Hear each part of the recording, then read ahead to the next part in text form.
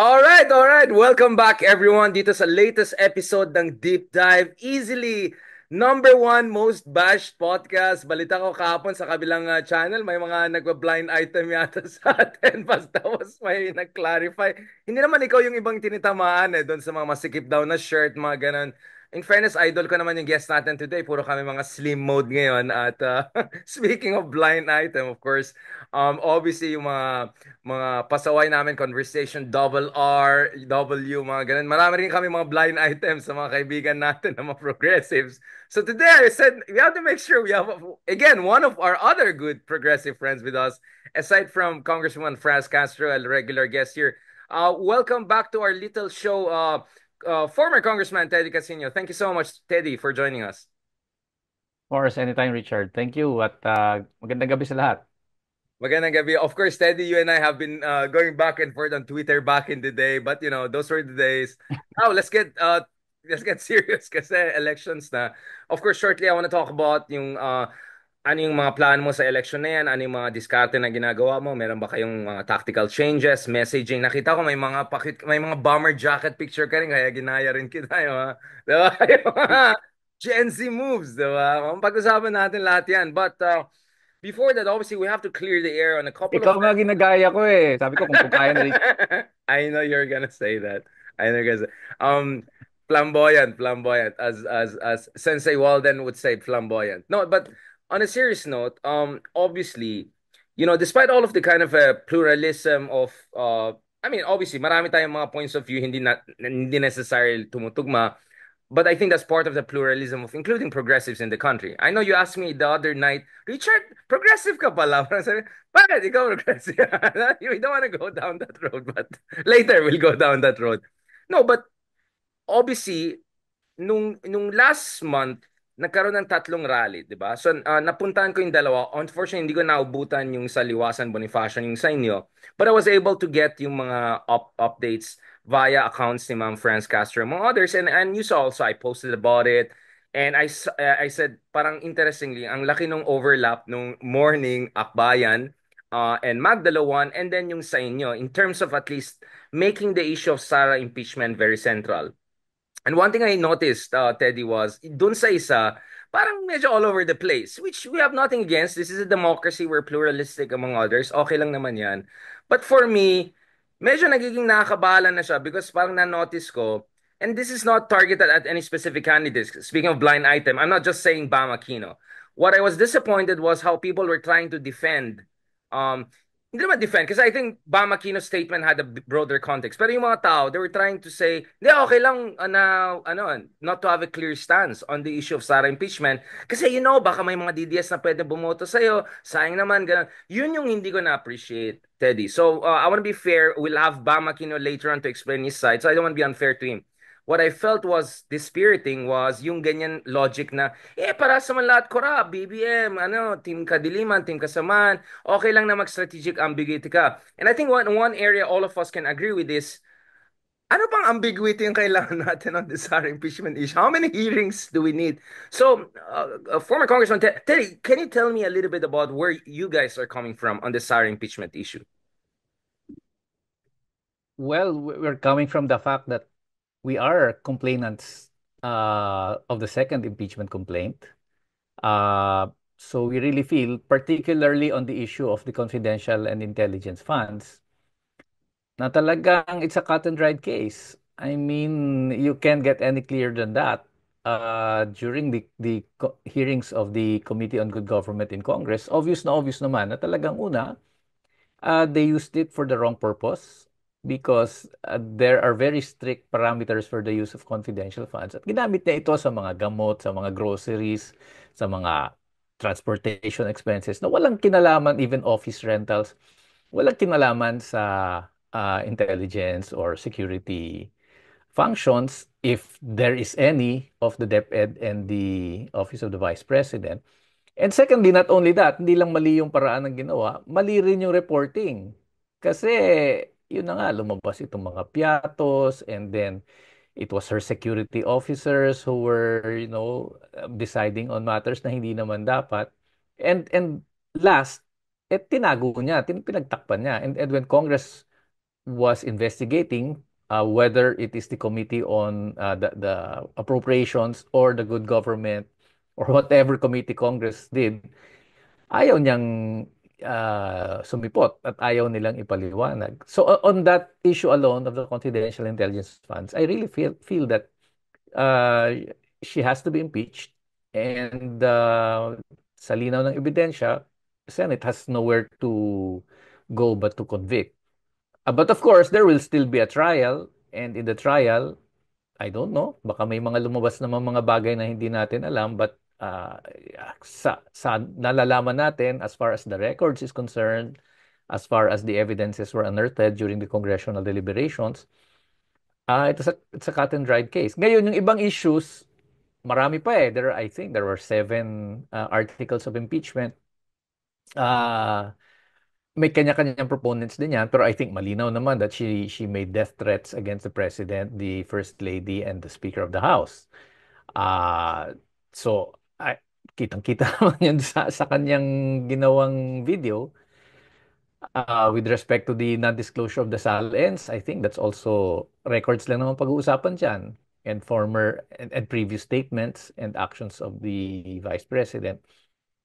So para sa akin, malinaw. So, and I think it's a disservice to say na issue lang ng politiko ito, and that hindi issue ng ating mamamayan, because marami sa ating mamamayan ang naghihintay ng ano magiging aksyon ng Senado dito.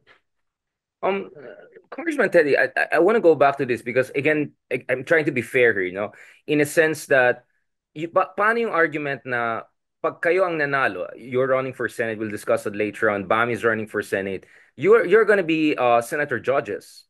So, isn't it parang judicious for you, right, to not take a very clear-cut stance on something that you'll have to still assess at a different level. Of course, there'll be prosecution team from the Congress, there'll be a defense team from the other side. I don't know kung si Digong, Panelo, or babalik ba si Harry Roque. He might be back in time, right? How do you work around that?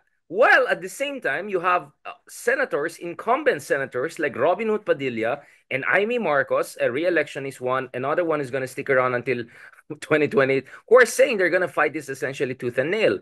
So, do you think we should Um, still have a pretension to procedural impartiality at this point in time? So again, I gusto ko lang patulan yung argument na yan because it's an argument that is being raised by some friends, and I think some friends have good intentions, but I think we have to interrogate and scrutinize that argument, right?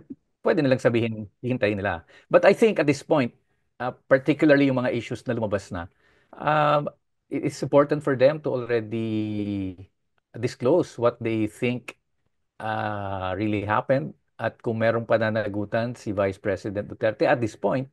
Of course, without saying that the trial will can possibly uh, influence their decision. Pero at this point kasi, ilang buwan nang pinag-usapan nito, obligado na meron ka ng posisyon or at least an initial conclusion. Well, obviously, you as being a progressive fighting dun sa mga concern ng ating mga kababayan, especially in terms of yung mga gut issues, how do you think should we approach this issue to make sure na hindi, I mean, of course, mahalaga yung sa impeachment issue, pero mahalaga din obviously yung issue ng inflation, yung bigas na 20 pesos Uh, kada kilo na hindi pa nangyari. Do you think you can harmonize all of these issues na while discussing these high level accountability issues, also discussing gut issues? I mean, I'm already answering the question, right? But I want to get, of course, my sense is how are well, you? konektado naman Okay. yan eh. The reason why we have so much problems as far as the economy is concerned, also because of governance and also because of corruption and lack of accountability. So there is that very clear relationship. Ngayon, yung usapin lang ng ang komplikado kasi ngayon the election, no? And I think some of the senators are also trying to get votes from the pro Duterte camp. And that is probably the reason kung bakit ayaw nilang sabihin kung ano yung tingin nila. So it is electoral, ano yan, probably they think it is wise strategy. Just to be clear, Uh, this involves members of the admin slate, right? Like pangalan niya, yung dating Ronald Llamas ni Digong, si Tolentino, right? Like, it's like, wait, admin ka ba? And then pagdating sa forthwith argument, ang dami niya mga sinasabi na klarong-klaro naman yung ating saligang batas. So, just to be clear, we're not like talking about a single candidate or so. There are even members of the admin slate who are ambiguous on this issue. The president, what do you think about Jesus Escudero? Hindi ko na pagtawanan yung microblading niya. Ang dami na nagalit sa akin. Richard, tama na eh, microblading ka na. Like, what do you think about Jesus Cordero stance? Sorry, ano na, recess na eh. Wala nang time eh. See you, June. What do you think about that? Do you think that's a dereliction of duty on the part of the Senate President? I think ang problema ni Senator Cheese Escudero ay ayaw ng mga senador na itackle yung impeachment. It's not just cheese. I think practically all the senators want to act on this after the elections.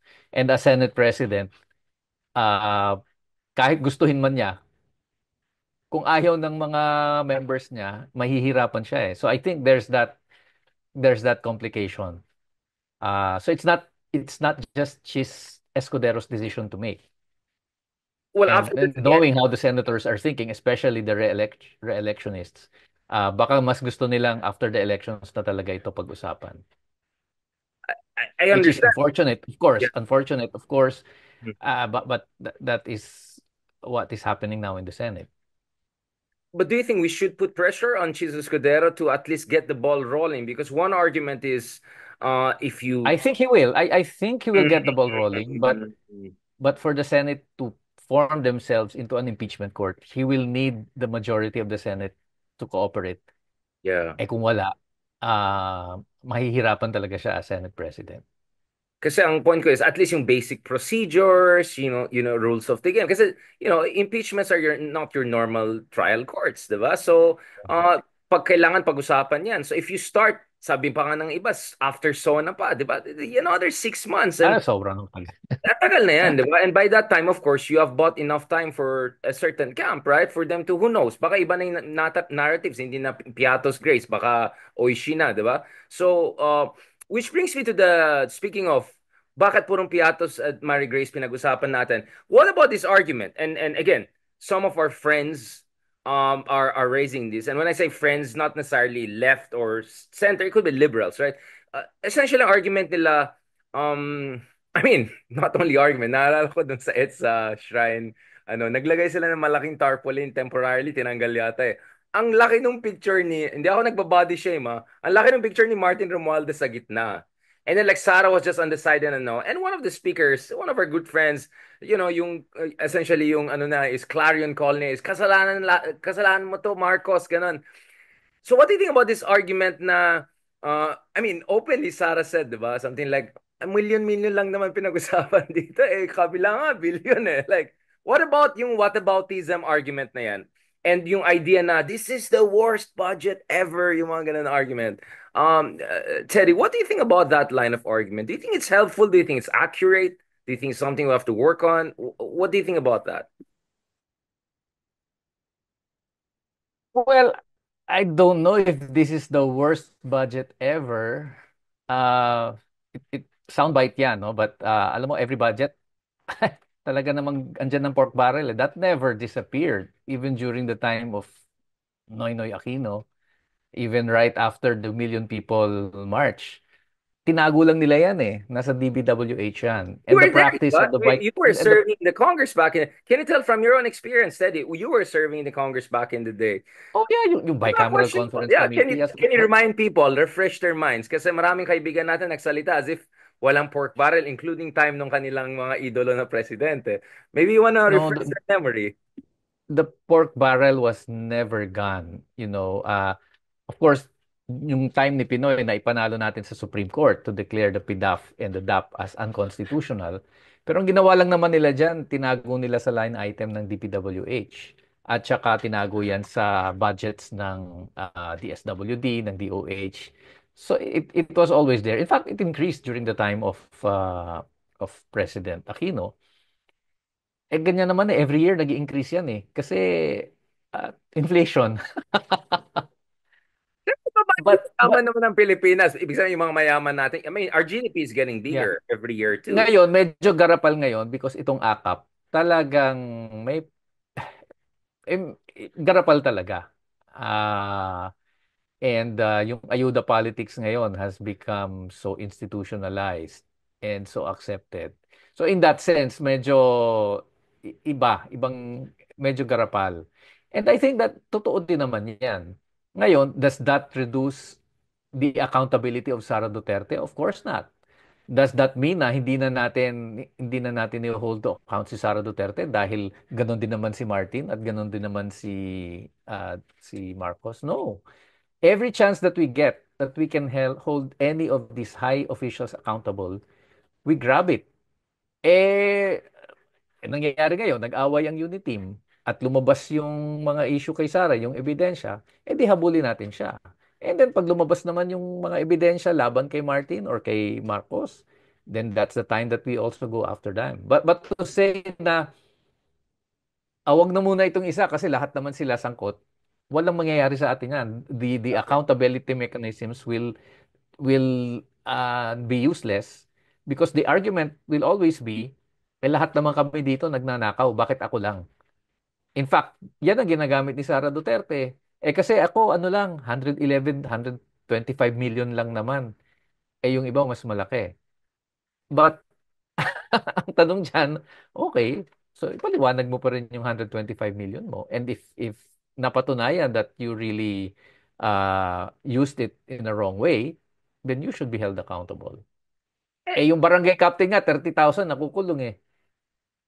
yeah, I mean, kukuha ka ng 10,000 lang na check for some honorary, my goodness, ang dami mong paperworks na pupunuin. True. Like anyone who has done, any humble work with government, ang dami mga paperworks, nakaka-stress me. So like, I have to hire an In, EA in, just to do the paperwork and all. You know what I'm saying, right? in fact, it should not matter whether you are pro Duterte or pro Marcos. The fact is, pera mo yan. Pera natin yung ninakaw eh. Kung ikaw ba ay pro Duterte, sabi mo, hindi ko naman pera yan. Pera ng mga pro Marcos yan. Of course not. It's everyone's money. Kaba ng bayan yan. So whether a Marcos stole it or a Duterte stole it, o keseho dun sino nagnakaw, dapat panagutin yon. And so this is actually one of the issues that both the pro Marcos and pro Duterte should unite because it's our money. It's everyone's money. Eh kaya lang nahaluan talaga ng politika at yun ang problema dito. Um, okay, so now I think we're getting into an interesting set of discussions. Una-una, of course, wag natin kalimutan na pagdating sa mga confidential funds ng mga Duterte, bilyones ang pinag-usapan throughout the years, no? So, pag Oh longitudinal yeah, approach, From Davao all the way to exactly. Malacanang. Exactly. So maybe you want to refresh memory of everyone na hindi lang Digong's time, Davao's time, Digong's time as mayor. So kung bilyones din ang usapan, we can talk about billions, 'di ba? Nagkataon lang itong 100 million plus Billions. na yan. Medyo talagang medyo malakas may preponderance of evidence if I could say, if I could put it that way for us to at least get the impeachment process going. So I think that's one line na hindi na-emphasize masyado. Para din kang sinasabi, if you want to go down that road, o sige, gusto natin pag-usapan bilyones, pag-usapan ng bilyones ng Davao Confidential Fund, Digong's Farmali, Digong's... So, but the other one here, Teddy, I want to ask you is, ang problema kasi dito napansin ko is, of course, okay naman lahat tayo mag-argue or magdedebate. Ang problema kasi is, nakalatag na yung yung troll farms eh. Nakalatag na yung propaganda machine eh. Which Hmm. is ready to pounce on anything to distract. 'Di ba? Yung pusit, yung sinasabi ng pusit games, 'di ba? Para sa akin kasi yung GA issue na yan, while valid yung scrutiny niyan, talagang ginus out ng mga Dutertes at ang kanilang Oh yeah. propaganda machine to distract. Kasi, di ba, Teddy, momentum din ang issue dito eh. Why would that certain group have a 1 million piece rally, whatever? We know what was going on there, right? This is about momentum. This is about political will. This is about intimidation, if you can put it that way. So, tinitingnan ko rin yung political context na yan. Eh. What is your take on that, Teddy? Well, we will expect the Dutertes to try to do everything na madistract ang taong bayan dun sa issues kay Sara Duterte at saka yung ICC investigations and other investigations kay Rodrigo Duterte. So that's par for the course. Ang problema, ito namang grupo nila Bongbong, I mean, they open themselves up. Eh kung hindi ginawa yan sa AKAP, kung hindi ginawa ng BICAM yan, edi walang pambala yung kabila. And I think this just shows really how rotten both camps are. Kasi talagang may maibabato sila sa isa't isa. And I think ang ang lesson diyan para sa taong bayan, hindi that Duterte is better than Marcos or the Marcoses are better than Duterte. It's that we have to find an alternative to these two most powerful political dynasties. I think that should be the mindset. Hindi yung magkakampihan tayo and yun ang narrative ng Marcos at Duterte. Mas madumi sa amin yon, mas malinis kami sa kanila. And I think it's time for people to realize these are two sides of the same traditional I political. mean, it was a unit team for a reason, Kaya, right? actually, administrasyon naman pareho yan eh. Nagpaksyon lang sila. Right. But they're actually, these are both administration parties. Nag-away-away lang sila. So, yun na nga. Maganda sana kung ang alternative ay nagkakaisa din to challenge these two political dynasties. Pero, yun nga eh. Yeah. We'll discuss Yun that. naman yung isang problema ng Yeah, yeah. Terry, I want to opposition in discuss that. general.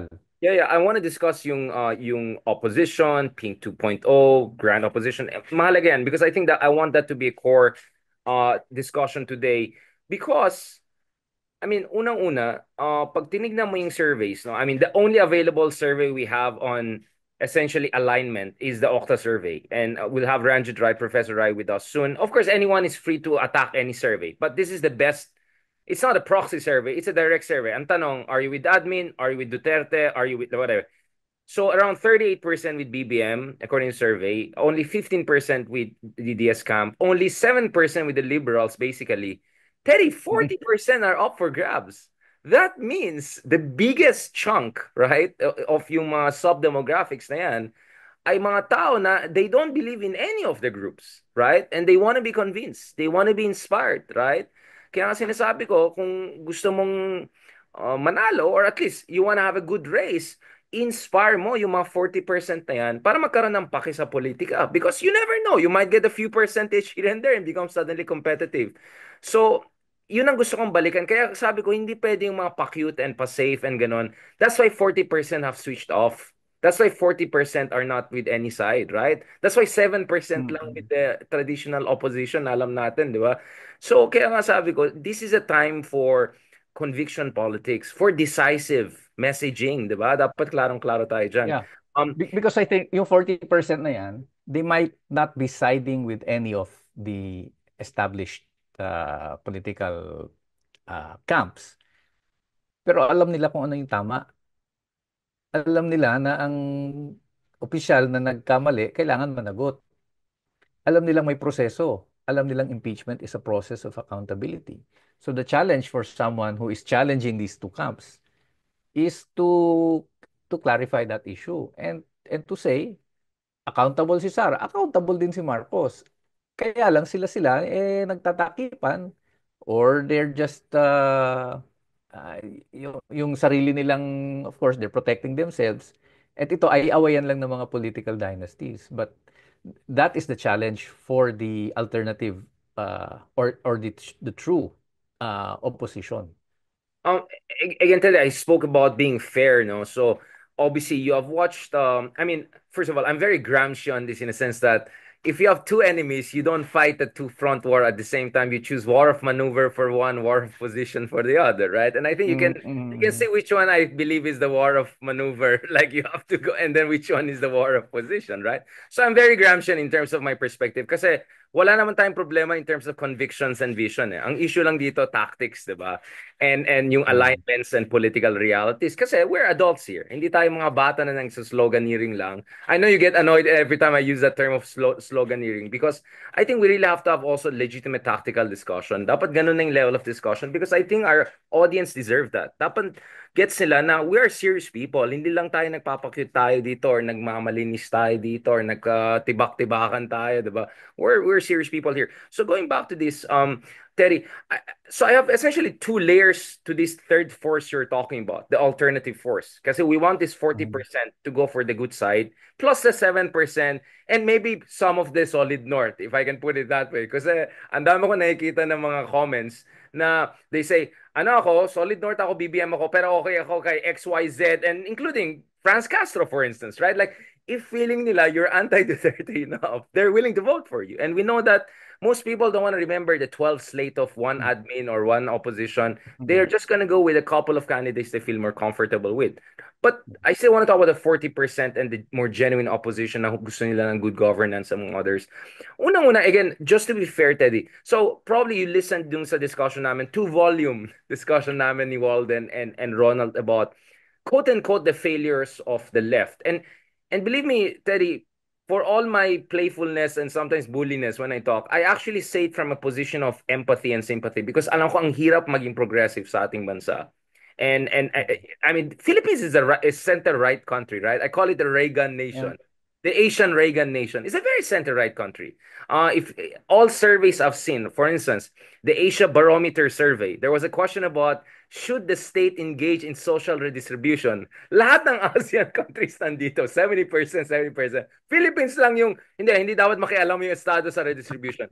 Sobrang libertarian, feudalistic. This is a republican nation, basically.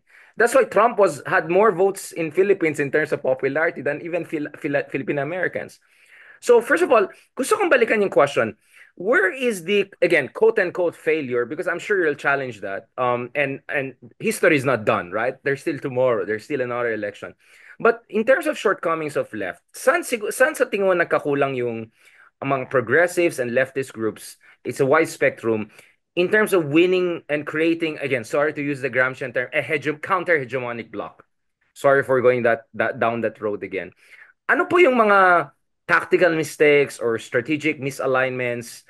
What are the lessons from the past when you ran for Senate before? And how do you think we should correct that and move forward? And I'm saying this as someone who's sympathetic to ideas of a much more egalitarian, progressive society. But I think dapat maging totoo rin tayo, tapat tayo, in terms of ano yung mga naging historical problems or mistakes and what are the things we have to do. Or maybe you want to challenge my entire premise, Teddy. Go ahead. I'm more than free to be challenged. Yeah. Well, for one thing, we might be, uh, kumbaga, sinisisi natin lahat sa left. I mean, for the most part, ang dominant naman sa atin yung right. I mean, it was there was a 20-year dictatorship under the Marcos dictatorship. Nahulma niya ang isang henerasyon ng mga mamamayan na into what you say is a very conservative right-wing thinking. And ang hirap din basta-basta baliktarin ng left yan. And of course, the left had its mistakes. Ah, on the record naman yung boycott policy ng 1986, yung naging Purges. I mean, yung purges, yung naging hysteria, and then ah, your confusion temporary. sa kanilang Yeah, and tactics your and temporary strategies. tactical, I mean, you had temporary tactical alliances with the uh, Duterte administration. Some would say the other administration. The Akbayan had also with the liberals. So I'm just trying to Mhm. be fair, diba? But at the same time, parang sinasabi ko naman, if you also don't build coalitions, you're not gonna have any say. Talagang, it's an impossible, difficult situation. So eh, I'm not apologizing, but at the same time, I'm trying not to be unfair. Do you see where I'm coming from, Teddy? Kaya sabi ko nga, let's just have this honest conversation. Sa tingin mo, ano yung mga lessons na dapat natutunan natin from our past quote-unquote mistakes in retrospect? Obviously, in retrospect. Mahirap yung tanong mo. It's Or, going sorry, Teddy, to pinapahamak ba kita? Yeah, ganito kasi ang problema ko, Teddy, di ba? Ang problema ko is parang lahat tayo may silo-silo eh, di ba? Like, I go to this group, may sarili yeah. silang, tingin nila sila lang tamang left. Then you go to this group, hindi totoong left yan, mga ganyan yan. I mean, I'm not gonna throw out the terms, right? And I just feel, well, my goodness, ba't di tayo nagsama-sama? I mean, we were together the other month and we had guests from Latin America, right? Dr. Long, I Mhm. had him on my show, so this is on the record. And Dr. Long was talking about how effective the left is in Uruguay, in Chile, in Colombia, mga very similar country to ours. Ex-Spanish colony, feudalistic, very conservative Catholic. So parati ako naisip, dapat ganun, mag-usap-usap tayo. Okay lang magdi-disagree tayo. Alam ng tao, on EDCA, US-China issue, medyo nag-disagree tayo dati. Although ngayon, Trump, ibang usapan na. We can discuss that later on. But at least you have to talk. We have to, I mean, di ba? Kasi lahat naman tayo, ayaw natin ng feudalismo eh. Lahat naman tayo, pagod na pagod tayo sa oligarkiya eh, di ba? Pagod na pagod tayo, maging tuta tayo ng kung anong superpower dyan, di ba? So, that's why I'm having this conversation with you because ako lang makapal ang mukha eh. I'm willing to talk to all sides. You know me, right? So I just wanted to hear from you more in terms of the lessons we have learned. Alam ko mahirap yan. So, sorry, Teddy, I'm putting you on the spot because I want to do this so that I can move forward with the next part of our conversation, which is anong next Mm. ngayon sa darating na election na ito, Well, 2028, yeah.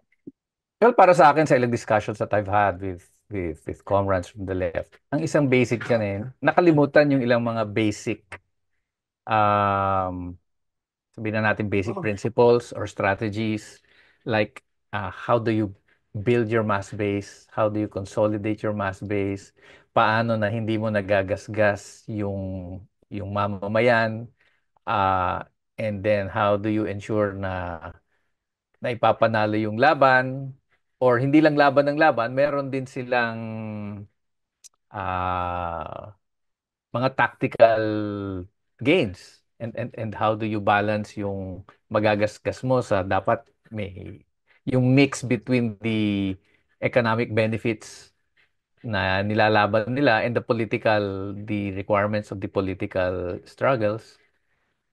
Mga ganon, yung pagbabalanse basically eh. And well, that has always been the challenge. Um, and then of course, there's yung usapin ng the legal struggle vis-a-vis the armed revolutionary struggle. What is the proper balance? And how do you ensure na hindi uh, hin- yung hindi ka mawawasak, no? And that uh, yun, I think these are the things that nag, hindi nagagawa ng tama in the past.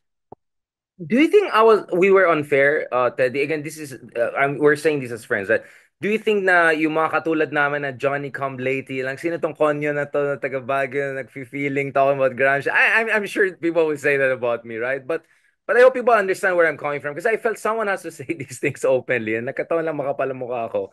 Do you think we've been unfair to left to ourselves in a sense, right? I mean, you and I are not necessarily the same shade of progressive, but do you think sometimes we're also too hard on ourselves? Kasi ang hirap maging progressive sa Pilipinas talaga. Parang, it's easier to be a progressive in US even, I would say. Right? It's even, I mean, my goodness, the heartland of capitalism. It's definitely much easier to be a progressive in Japan, in Europe, in Latin Yeah. America, even Let, Thailand. let, let, let me give you a Yeah, concrete please. example. Yeah, correct me if you think I'm being Sa ibang areas na mga mass-based talaga ng kaliwa, no, na organized. For example, yung mga union air workers communities, for example, in Southern Tagalog, na matagal nang may mga union dyan, kumikilos. And I think the left did a lot of good work in building labor unions, etc.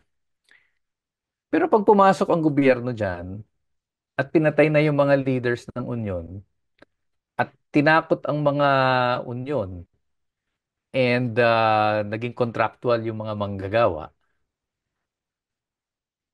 ang hirap sabihin na ang nagkamali dyan yung movement eh. That the labor movement failed because the attacks were from all sides, ano? Yung sa workplace, yung relations nila sa yung type ng employment nila from regular employment, puro naging contractual na lahat.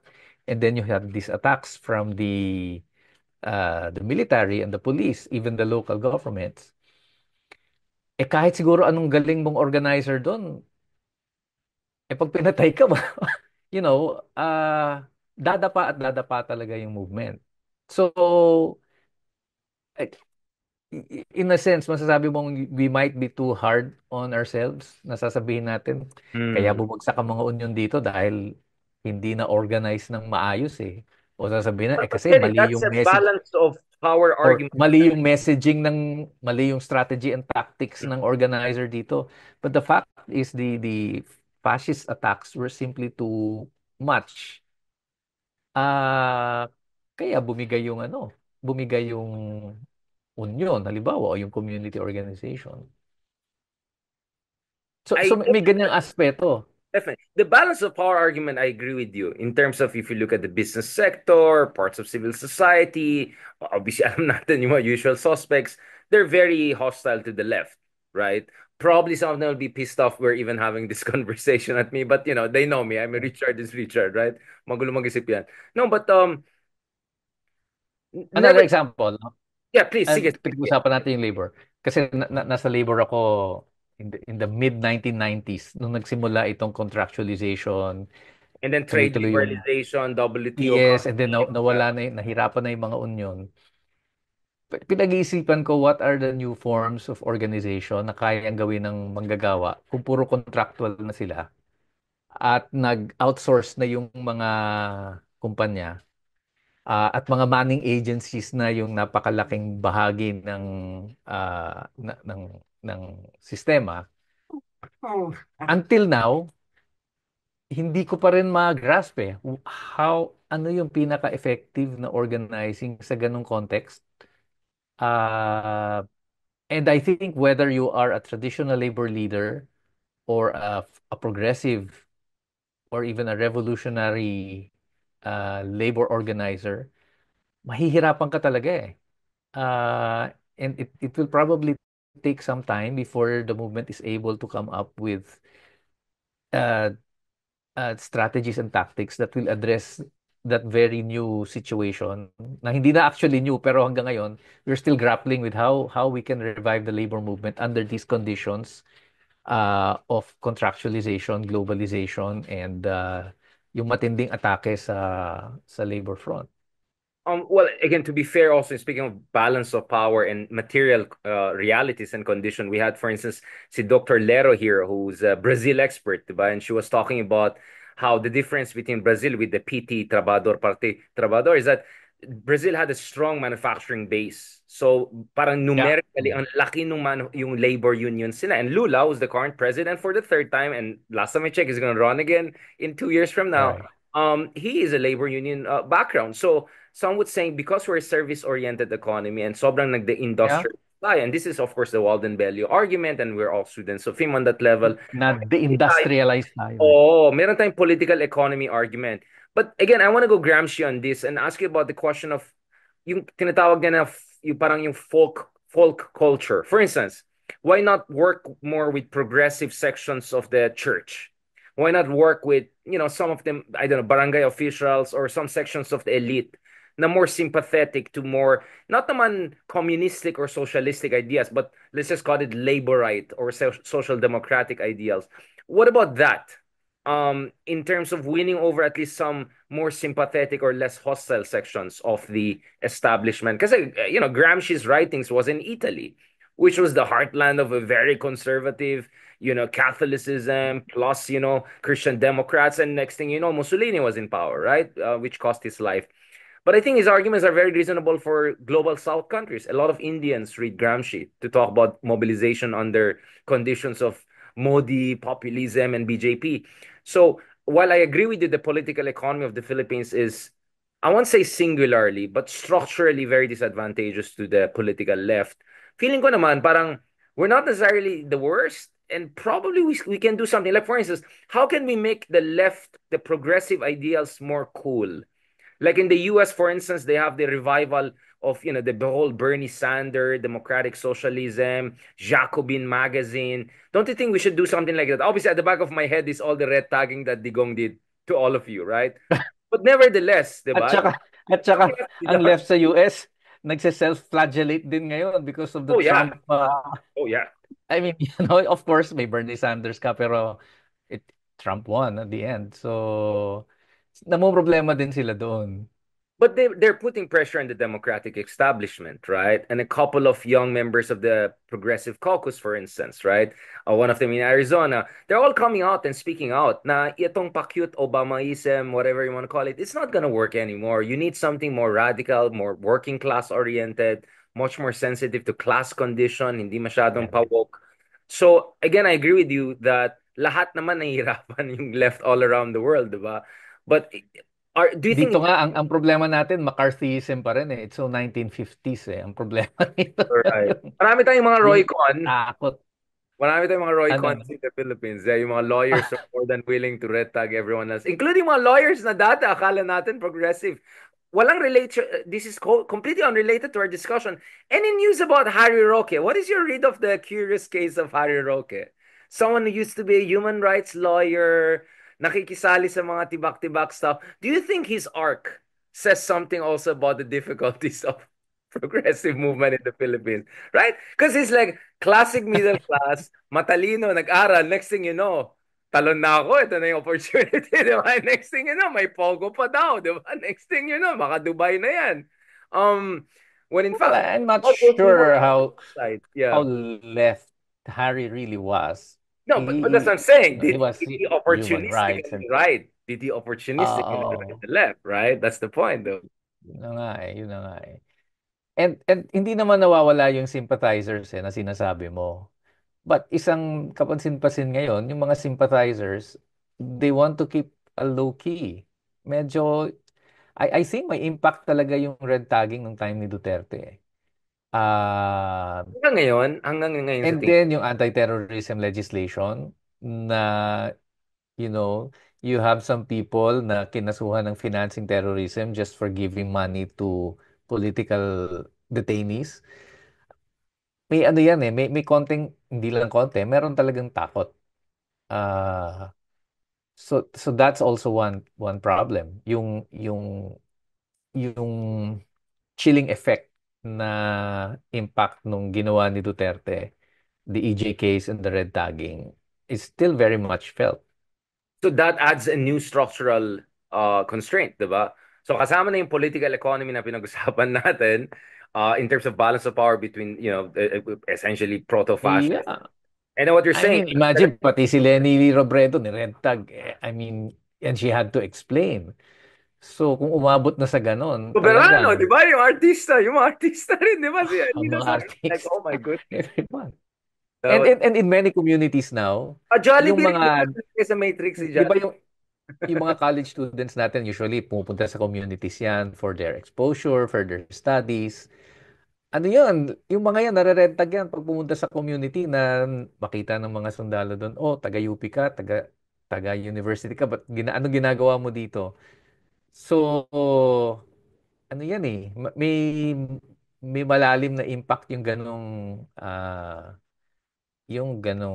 red scare sa mga communities. Stigmatization, no? Systematic Yeah. stigmatization. Yeah. In that sense, Teddy, again, I'm not, I come from Ilocos, so, you don't have to tell me about the Marcoses and but my point is, hindi ba in that sense, the Dutertes are the biggest red taggers in Philippine history? Hindi ba, I mean, just look at how constantly NPA, infiltration, DepEd. I teach in UP, right? I was not happy when na-revoke yung, essentially yung autonomy namin, di ba? Even I, as I, had relatively good relationship with the military and Secretary Lorenzana and other things. So, I mean, from your point of view, hindi Mm. ba greater evil ang Dutertes in that case? I know you shouldn't choose a side, but between Choppy things, ka. sorry, I know we had this argument about not choosing a side, but isn't it arguable that Dutertes Um, indeed are the ultimate threat here? you're getting choppy. Yeah, can you hear me now?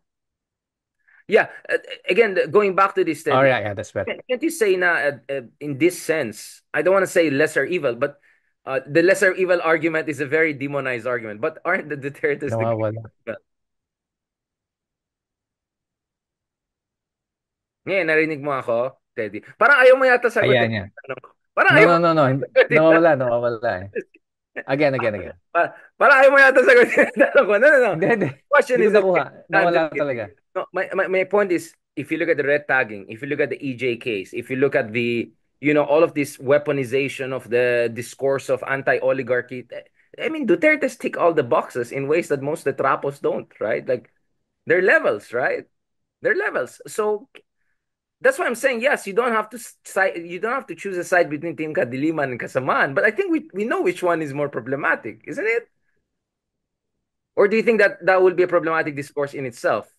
Can't you like put a hierarchy na etong pinakamalaking threat sa progressive movement, etong dynasty na to versus this dynasty, without whitewashing trapoism? Again, am I approaching this too tactically or too graded ba? Parang 50 shades yung approach ko. What is your take on that, Teddy? Ang difference kasi si Duterte was openly, you know, calling for killings. Pasistang-pasista talaga. Marcos is not like that. But as far as the policies are concerned, as far as what is happening on the ground is concerned, walang malaking significant na pagkakaiba eh. But the EJK Ah, numbers I'm, are down, right? I mean, there's still EJK numbers. We had the Human Rights Watch Kaloy on our show. yes, We know that yes. there are still EJKs, unfortunately, but it's not at the same level, right? No, no, not probably not at the same level. But ang EG case naman Matagal na yan. eh, Palparan pa lang. Yeah, I at mean, saka one death is too many, you know.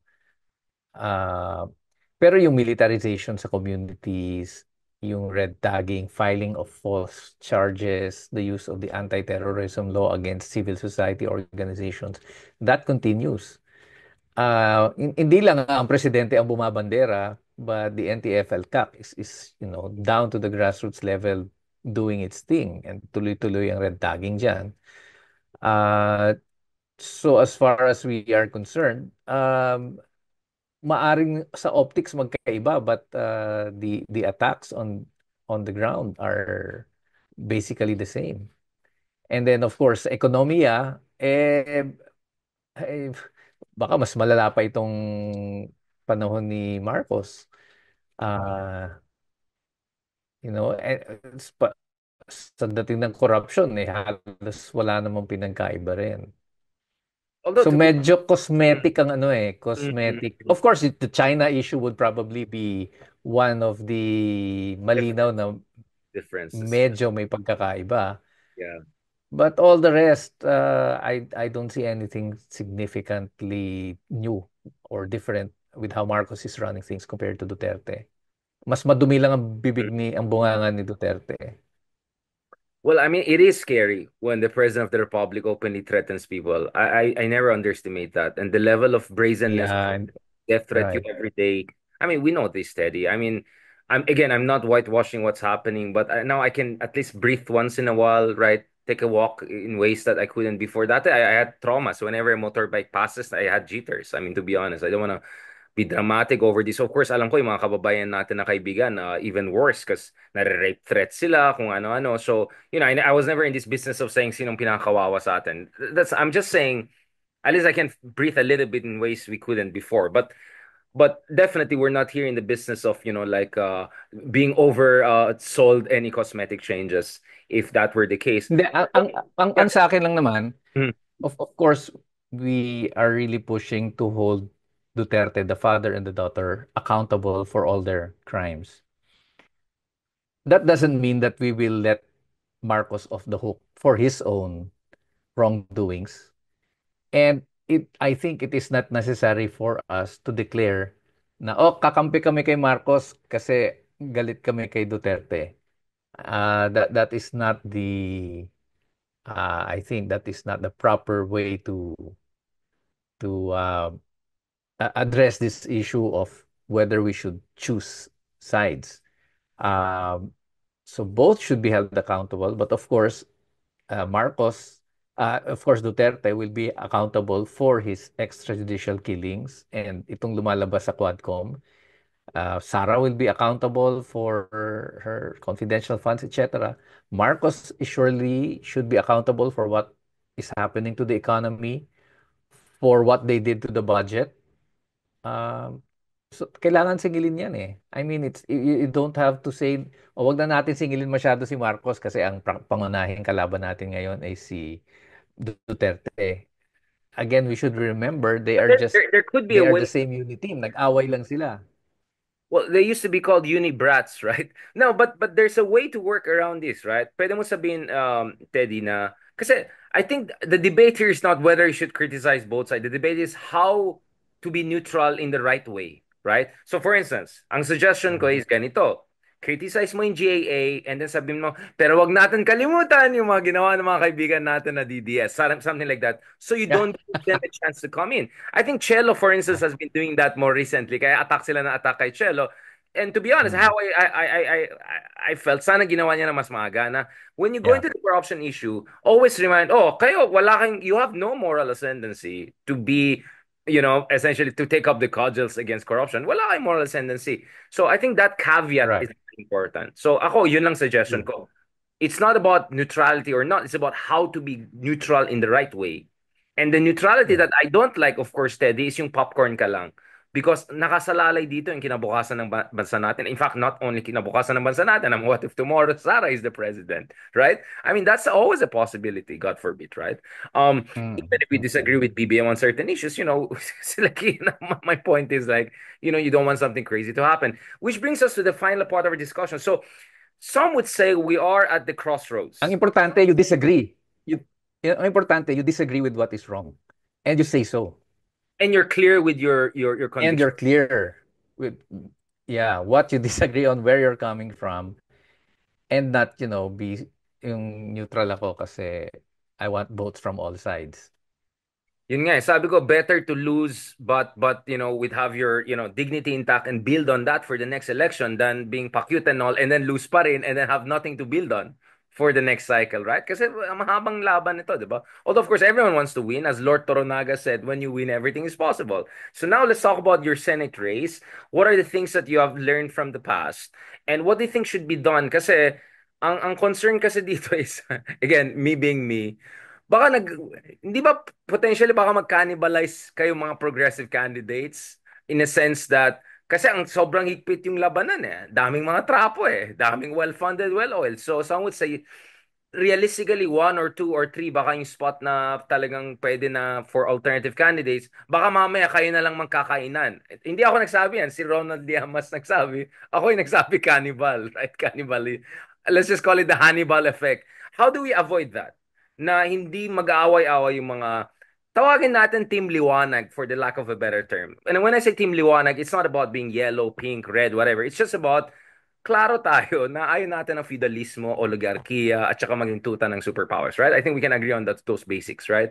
So how can people with those baseline agreements make sure na hindi sila mag-away-away, mag-cannibalize, and at the same time, help build or rebuild a kind of again, for the lack of a new pink progressive movement. And maybe this pink I have in mind is more like Latin American pink wave than just the liberal yellow pink wave. Like, di ba yung pink wave in Latin America from Brazil to Chile, ganon. What do you think about that, Teddy? Well, first of all, people should sit down and talk about it.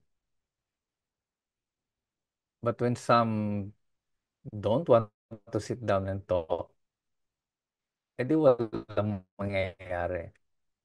So I think that's the basic. Just sitting down and talking about it would be a first step. Eh yun nga, hindi pa magawa eh. Bakit? Bakit kaya, Teddy? Again, you don't have to drop And names, of you course. probably know about that. Some don't want to sit down and A lot talk. of people don't want to sit down with me. Marami mga iba dyan na ayaw makipag-collaborate sa akin. Para ako naman, as if naman, di ba? No, no, I understand. Kala ko nga, ikaw yung makakapag-bring in ng mga tao kasi kausap mo lahat eh. Hindi, hindi. Oo, pero pero ibang vloggers hate ako, di ba? Pina-blind item pa nga tayo, di ba? Kanina pagising ko, nag-text yung kaibigan natin from San Francisco. Ay, hindi na blind item ka kagabi. So tinext ko, no, so I understand. Unfortunately, meron tayong ganyang kultura.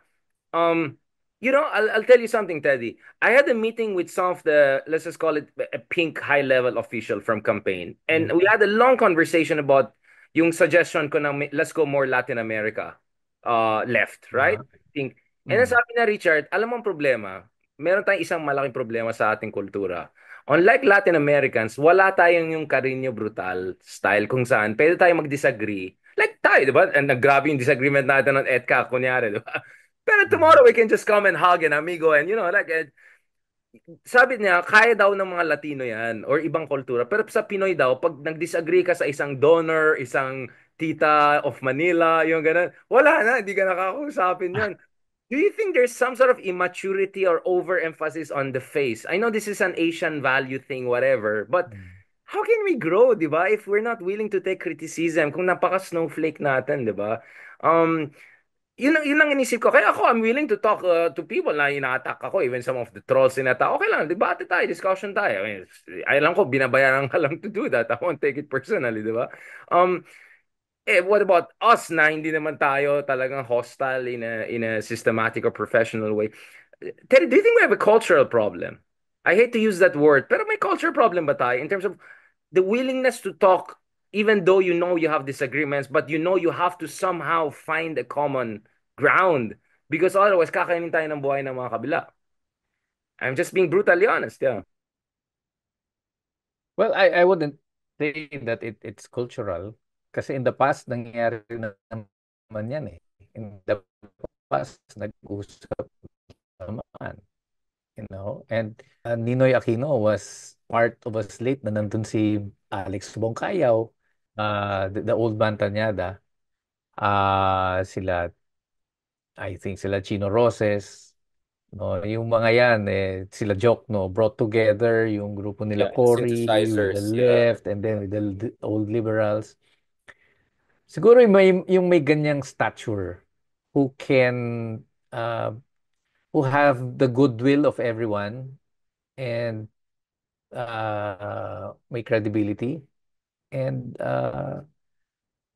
bring everyone together at the table. And the sense of urgency. Kasi meron kang martial law dati, you have a common enemy na very clear, di ba? Oh yeah, And I yeah. think that sense Ganun of pa. urgency is lacking among some of our friends. I mean, again, I know maraming magbabash sa akin for this, but one of the disappointments I had after the 2022 election is, wait, nasaan na yung pink movement, right?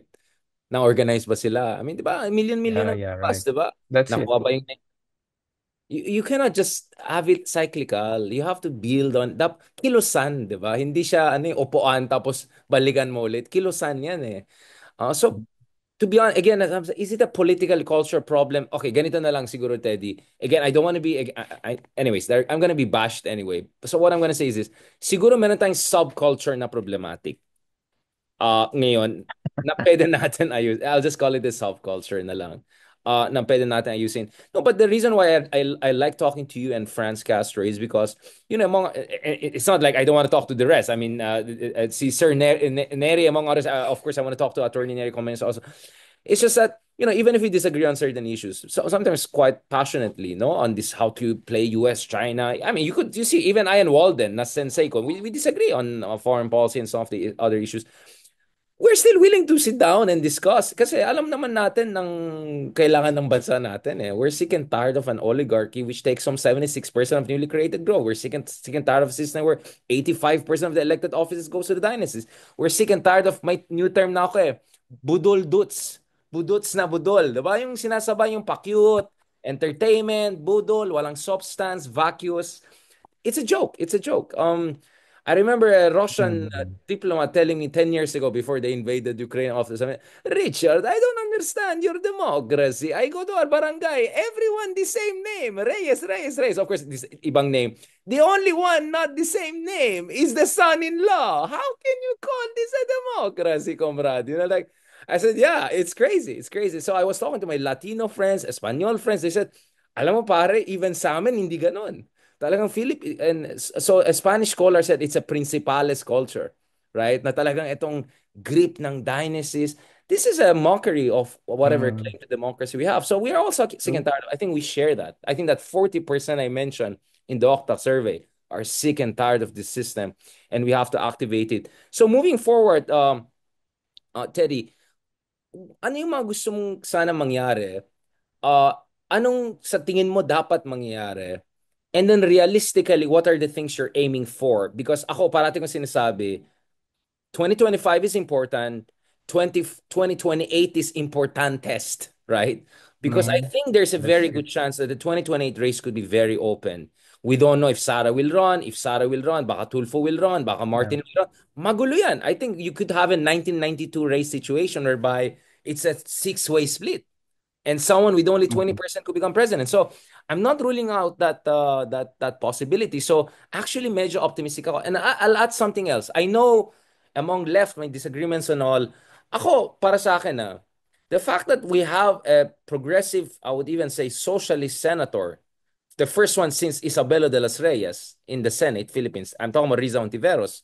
For me, says that maybe something is moving in the right direction. I mean, we can debate whether Risa is really socialist, but she basically is at least a social democrat to me, right? She's far Uh-huh. to the left of practically everyone else, right? Yung iba fake Mhm. minority, yung iba like so for me mukhang may improvement naman eh. I think Riza has shown na kaya naman to make left in whatever shade um palatable to a certain degree. Are there lessons we should learn from Risa's case? Because she won in two very tough races, 2016 and 2022. Those were hell races for opposition, right? And yet she won. Maybe there are things we can learn from Risa's case, right?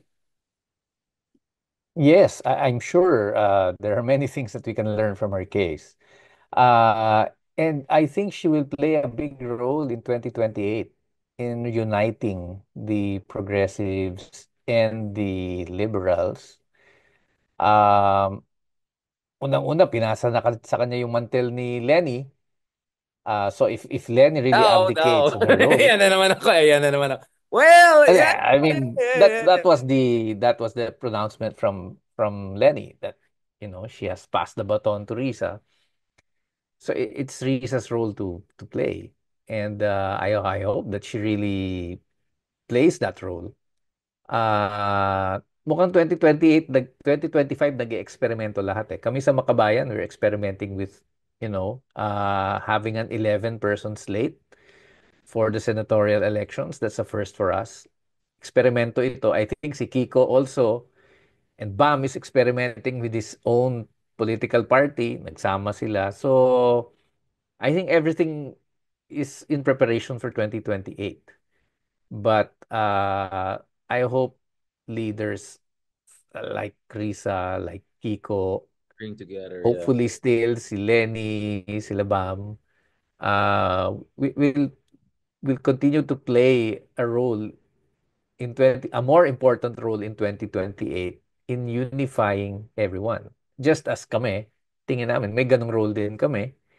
Everyone will have that role. Obligado tayong to play that role in 2028. Otherwise, it will most likely be another Duterte presidency or a Tulfo presidency or a Basically more of the Romualdez same, right? More of the presidency. same, yeah. Yun na nga. So, unless we really get our act together, it will be more of the same. Probably Same even or worse. worse of the same or worse of the same. Yun na nga. And you probably will have a role to play kung nagugulo, di ba? Well, as long as they allow me, I can moderate that. You know, I'll tell you one thing. I'll tell you one thing, Teddy, no? Actually nung binisita ko si Ma'am Lenny sa nung nasa detention pa siya, sabi ko, alam mong sanang nangyari dito is yung magsama-sama kayo mga at least yung mga women leaders, 'di ba? Lenny or I'm sorry, Lenny, sorry, De Lima, Ma'am De Lima, sorry. Laila? Yeah, si Laila Dilim. Laila. Gabi na, sorry, gabi na. It's 10, Right. 20. Laila, and she said, yeah, I absolutely agree with that. And I still have that hope na yung mga leaders of opposition can come together. We have this all around the world, di ba? Yung, kumbaga, yung, we had it at Hungary, semi-successful. We had it in Czech Republic, very successful. Nagsama-sama, nag-coalition. In Turkey, almost successful. Nagsama yung grand opposition, the Kurdish, the CHP, they almost defeated Erdogan and they defeated him in the parliamentary elections. In India, Rahul Gandhi, the Congress party came out stronger, came out better. So, ganun kasi ang view ko, Teddy. Every time I feel depressed, I look around the world and I see, hindi naman tayo nag-iisa. May mga mas malala pang mga sitwasyon. Pero may nangyari pa rin eh. And that always gives me this energy at kapal na mukha, no, to come say, hey, we have to talk, we have to do this. So talaga Actually, nagpapasalamat 3 taon na nating pinag-uusapan yan eh. Ah, you because, know, Teddy, 2028, you have to start 3 years ago. It's a right, five, that's six right. years run. You don't want to start 2020. So actually, sa tingin ko, in 2025, we're way, parang kahit papano, we have come a long way, di ba? Since 2022, I would say. Ang Yung tayo nag-usap, Isang Bayan was a good initiative.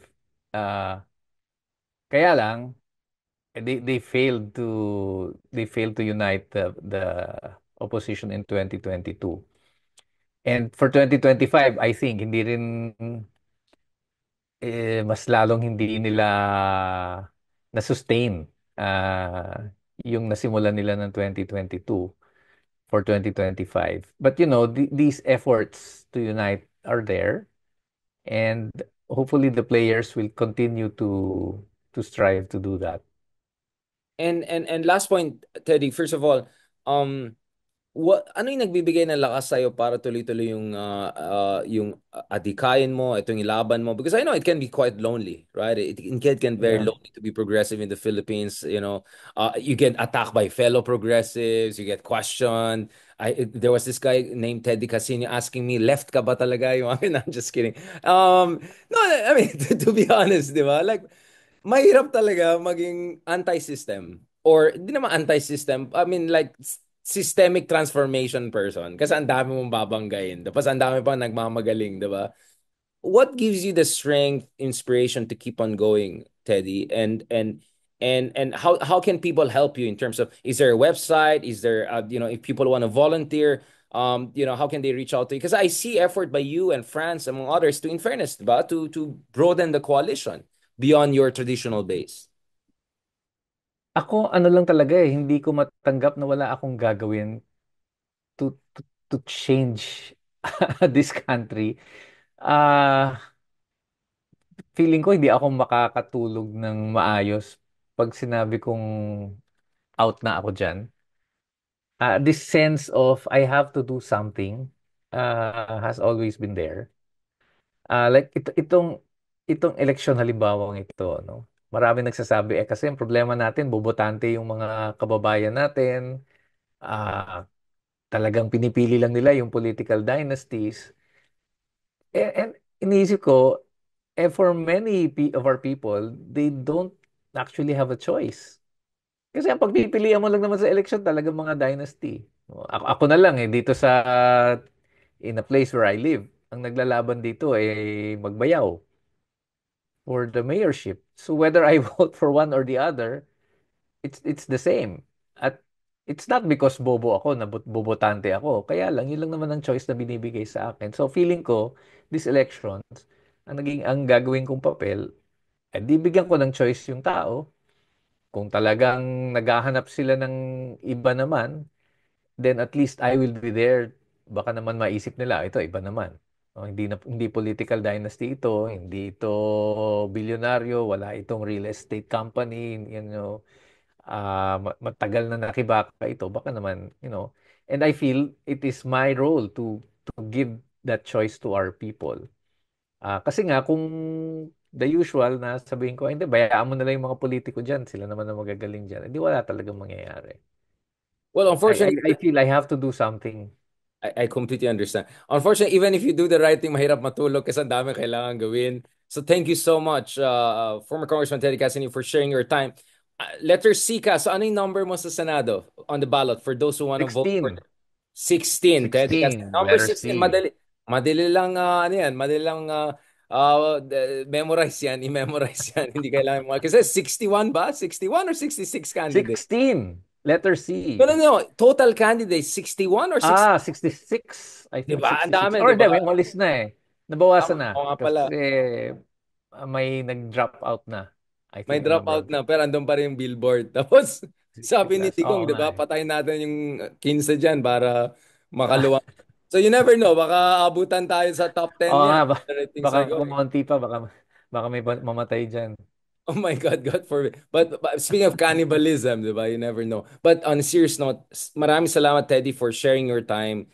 As I said, uh, it's always good to have people who are willing to take the risk to push the envelope. And as I promised to our audience here, we want to make sure that the candidates we have here are people who have their heart in the right place. And ginagawa natin yan hindi para sa Tony Talks. Ginagawa natin, no offense kay Tony, but we're doing this because gusto natin magkaroon ng, I mean, mamulat ang tao pagdating sa mga different issues. And I really appreciate yung sinabi mo na sana hindi tayo maging elitist. Stop blaming the voters. Because if voters have no choice, they cannot deliver what you want. If voters are being intimidated, if there's warlordism, right? Right. So dapat talaga tingnan Mm. natin ugat ng and we have to give them options. Kaya later this week, we're gonna also have other progressive candidates, including si Ma'am Heidi Oh, wow. Mendoza also on this show. So we're hoping to get as many as progressive candidates here on this show. Don't worry, guys. We'll also have the trapos para lang balance. I mean, like, being of no choice. But as much as possible, I want to have the non-trapo candidates on our little show here. And looking forward, Sir Teddy, to Yeah. catching up in person. Hopefully, next conversation. Tuloy natin Volume 4 of, Volume 3 na ba? Volume 3 of Marxism and Marcos. Mag-away-away na tayo dyan. Thank you Sige, so much. sama ko dyan, sama ko. Yes, All yes. right. Magdala ka ng armor, ha? Thanks, Richard. Thank you, pare. Uh, God all right, bless. good evening. Good evening po.